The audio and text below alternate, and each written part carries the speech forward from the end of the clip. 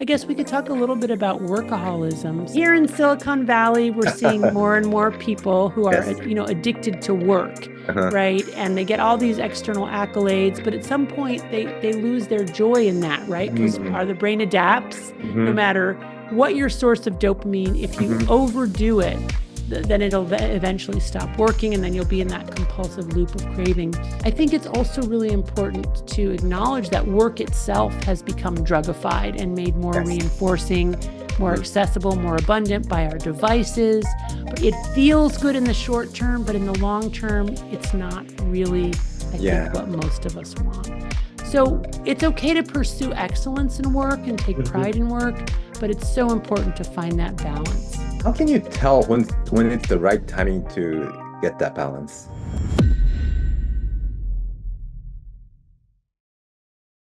So throughout this talk, we talked about a lot of digital dopamine. And so do you think that given the fact that there's so much technology, so much information, our human brains or mental body are not used to the modern world? Or do you think that way? I mean, so the digital revolution has brought many wonderful things to our lives. The simple fact that you and I can have this conversation across time zones and oceans is amazing and good, and the exchange of ideas that can happen is all really great. But I do think that people need to be very mindful of the fact that what is both a powerful tool can also be a potent drug, and that a moving image on the screen, and frankly, the screen and the device themselves, do release dopamine in the same part of the brain as drugs and alcohol. And that if we overexpose our brains to this digital medium, we will experience neuroadaptation, we can experience a dopamine deficit state, and we can experience then worsening symptoms of depression, anxiety, overall despair, and compulsive overuse, that is to say, addiction of whatever our digital media of choices, whether it's pornography and masturbation, video games, shopping, social media, YouTube, shows, you name it. We all sort of have our own particular vulnerability. So I just think we need to have that conversation so that people really recognize that for all of the great things that come with technology, there are these definite negatives, and that what we need to do is collectively think about how we can have a healthy relationship with the technology. It's not about trying to get rid of the technology or have no technology, because that's completely unrealistic for most people engaging in modern life. But we really do need to limit our consumption. We need to limit quantity. We need to limit frequency. We need to actually go device free for some part of the day or some days of the week. Otherwise, I think we really are going to find that we're experiencing psychological and physiological imbalance that's contributing to mental health crises and overall despair.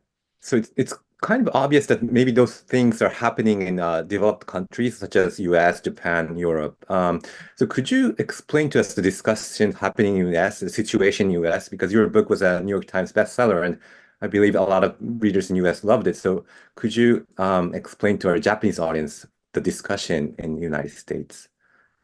Well, I think the discussion in the United States is probably really similar to this discussion in Japan and all over the world, especially in developed nations. I think it's not different. I think it begins with parents who are very concerned about their kids on their phones. Yes.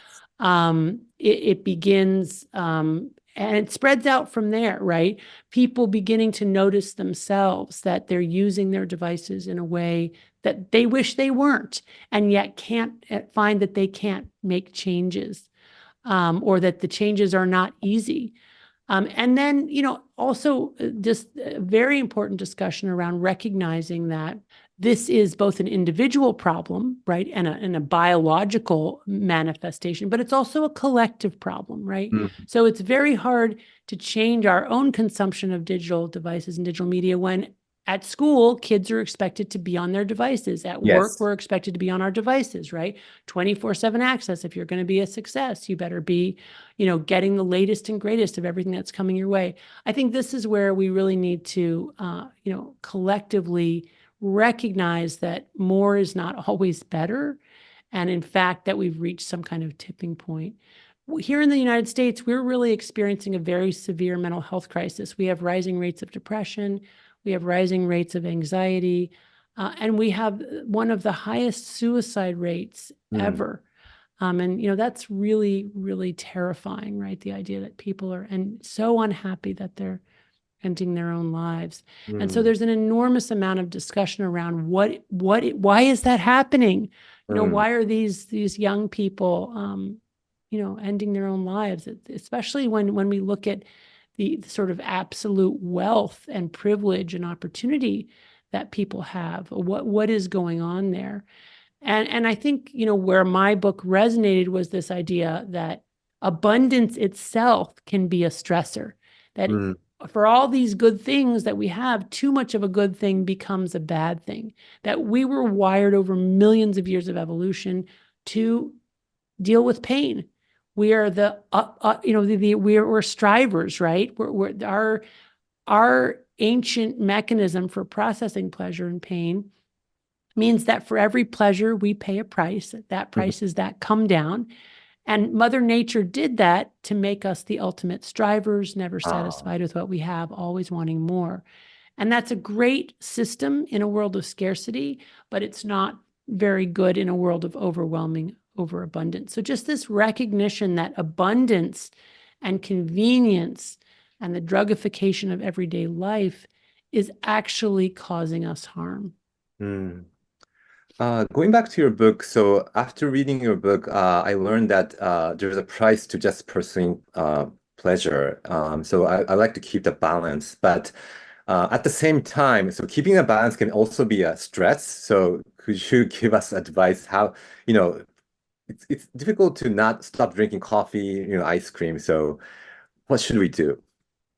Right. Well, I think it's good to have an open discussion about how difficult it can be to, it's one thing to say, well, I'm going to, give up coffee, or I'm going to give up alcohol, or I'm going to stop smoking cigarettes. But then when you really do it, it's super hard, and it's terrifyingly scary. And, if you look at the biology, it makes sense. When you take that reward off the pleasure side of the balance, those gremlins that have accumulated on the pain sign will slam us down to the side of pain, and we will go into withdrawal.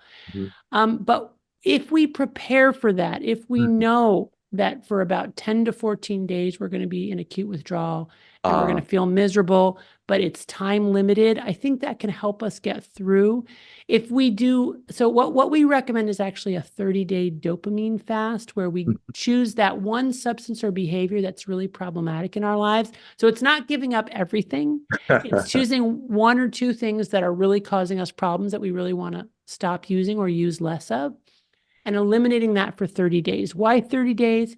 Because 30 days is about the amount of time that people can realistically do, when they first think about it. And 30 days is also probably the average amount of time it takes to reset reward pathways. I always let patients know that those first 10 to 14 days are going to be really hard as they experience withdrawal. But if they can just make it through that, when they get to week 3 and week 4, the sun starts to come out, they start to feel better, not just better than they did in the first 2 weeks, but actually better often than they have felt in a really long time. Now, a couple caveats to this, I just want to emphasize. So this is not something we would recommend for someone who is at risk of life-threatening withdrawal from something like alcohol or opioids or benzodiazepines. If you are in that kind of situation, you should seek out an addiction medicine doctor and have a medically monitored detox. But for most people, they can give up their drug of choice for 30 days without a life-threatening consequence. And so we really invite people to do that dopamine fast. And when we're looking at behavioral addictions like video games, then we ask them to give up video games for 30 days. If it's they're addicted to Twitter, then we ask them to give up Twitter for 30 days. If they're addicted to pornography and masturbation, we ask them to have no orgasms with themselves or anybody else for 30 days, and on like that. Mm. So in order to do the 30 days program, you should do it by yourself, or do you need a professional support like a doctor or friends and family support? What's the advice of? Most people can do it by themselves if they Mhm. decide they want to do it. But for people who are severely dependent on certain drugs, they should probably seek out the help of a medical doctor. Mhm. And in general, for all comers, it's easier to do it if you do it with other people. And of course, that's the spirit of Alcoholics Anonymous, Narcotics Anonymous, and other 12-step groups. Mhm. You find other people struggling with a similar problem, and you kind of do that project together. But many people, are sort of ashamed of their behavior, so are reluctant to tell other people. And, I encourage people to be open because we're all struggling with something. Right. Okay, thank you. So I think we need to wrap up. Any final comments for our audience, or some points we have not touched yet? Well, there are lots of things we haven't touched on, Yes. but if those are your questions and I answered them adequately, then I think we're good.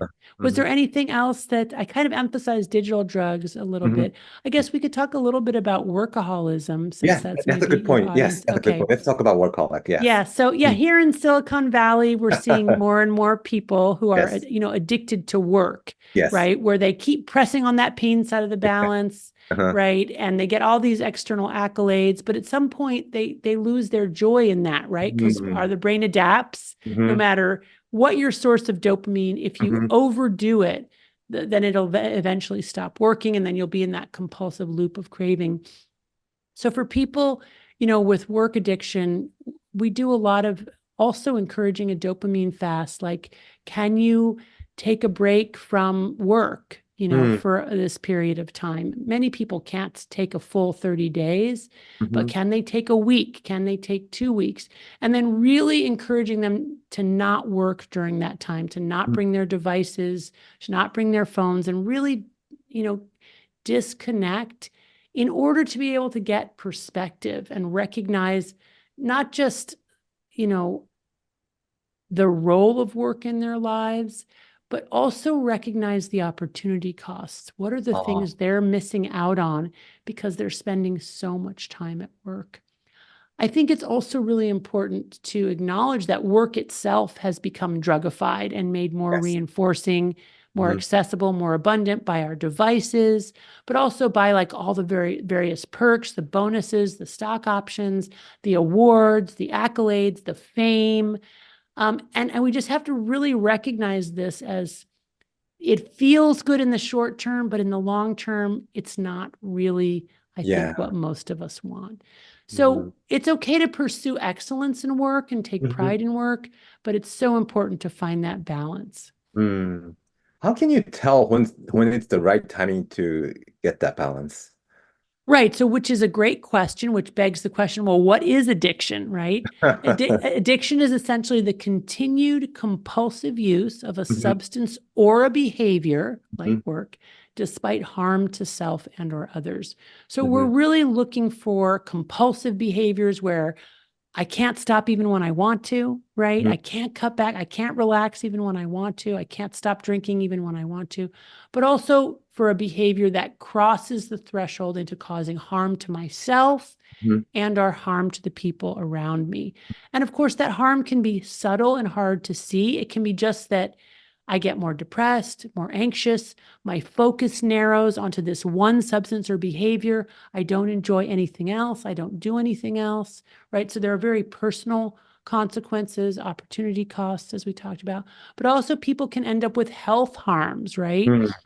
Mental health harms, physical health harms, relationship harms, school harms, job harms. There are all kinds of things that can be the result of our addictive compulsive behavior. I always interview CEOs, entrepreneurs for the show, and they're all energetic, and it's always too late because when I ask them, "Aren't you tired? Aren't you working too much?" They say, "No, I'm okay. I'm working out. I'm energetic. I love my job." That's the difficult part. Yes, the addicted don't realize that they're addicted. Yes, and because our culture is so so reinforcing of workaholism, right? Yes. Like our modern day heroes are workaholics, Right. right? Like They're the Elon people Musk, yes. yeah, I wasn't going to say his name, but they're the people who sleep under the desk at work, Yes, right? yes, yes. And they get these very unidimensional lives. And, they make a lot of money and they get famous and they get power. So there are a lot of material rewards. But I mean, because I see these patients, in clinic, there's a lot of pain and suffering behind that for many, many people. And they at some point, the work stops being rewarding for them in the way that it was and begins to feel empty, right? And then they get that award and then they get the higher award. And then pretty soon they don't get any dopamine spike at all from the awards. It doesn't work anymore. And then, of course, they're left with a problem where they don't have anything else in their life because they've put everything into work, right? But the work isn't doing what it used to in terms of the dopamine reward. So now they're in withdrawal, right? Because they've developed so much tolerance. And then everything kind of, falls apart. So really good to identify before we start down kind of chasing dopamine through work in that way, to think to ourselves, wow, when I'm on my deathbed and looking back, do I really want to say that I spent my entire life working? Will anybody really care? And where are the more intangible rewards through relationships, through spiritual pathways that in the end might really enhance my life? And it's not to say that people shouldn't enjoy work or shouldn't pursue excellence, but it's got to be a balance. Thank you, Dr. Lemke. I think that was the perfect advice for our viewers. Thank you for joining our show. Okay, great. Thank you so much. I'm glad it was helpful. PIVOT では新たなメンバーの募集を始めました。ビジネスプロデュース、エンジニア、コーポレート、映像制作など積極的に採用しています。ご応募はこちらのリンク、または概要欄の URL からお願いします。日本をピボットするコンテンツを一緒に作りましょう。